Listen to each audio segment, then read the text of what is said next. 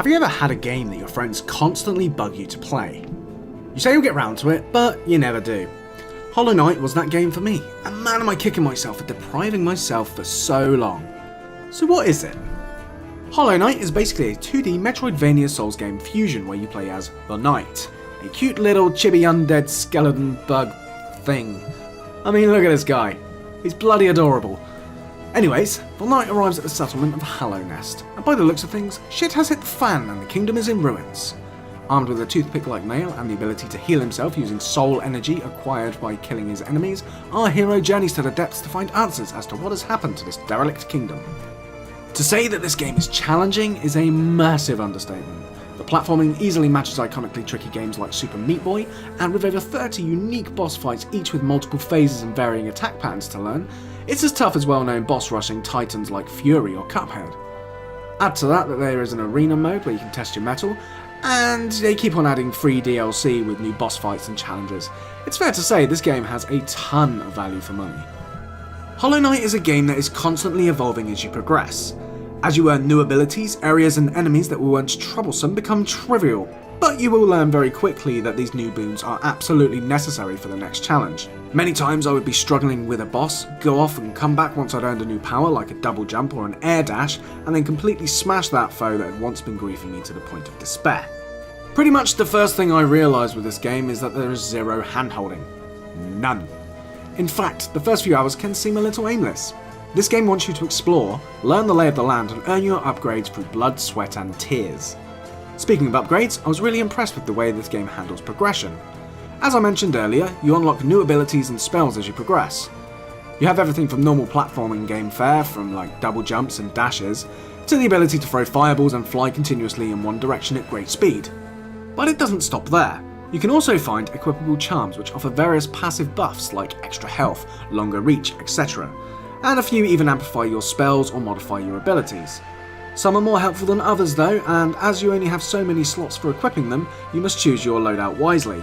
On more than one occasion I would find myself stuck in a boss fight, but a small change to my charm loadout would make a huge difference and I would finally win the day. The visuals in Hollow Knight are incredible. The cute hand-drawn chibi style character design, offset against the dark atmospheric levels and animated backgrounds, really bring the world to life. The kingdom of Hallownest is broken up into multiple territories, each one distinctive with its own citizens, colour palette and setting. For instance, the fungal wastes are full of mushroom creatures, both friend and foe, with the levels being a limey green colour with spores dashed across the background.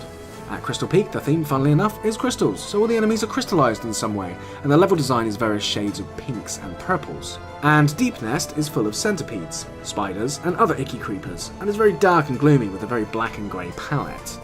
This was my least favourite area, as the dark atmosphere actually made me feel a little uncomfortable, and I bloody hate spiders. These are just a few examples of the variety and design Hollow Knight has to offer, and I've got to say, the production values of this game easily match any AAA 2D game. What is there to say about the sound then? Well, first of all, the music is just wow. It's atmospheric as hell and really puts me in mind of some of the old school classic Final Fantasy games. Some beautiful piano work that really stirs the feeling of melancholy.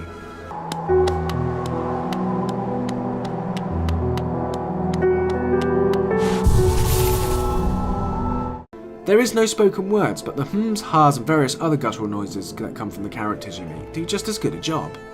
I can't fault any of the audio decisions, as it all fits amazingly well into this wonderfully crafted world, and I have to take my hat off to developer Team Cherry on a job well done.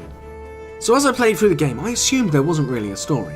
You start with a little cutscene, and then it's literally hours before you get anything that could be tangibly called a plot. This is because the story isn't force-fed to you, but you have to seek it out.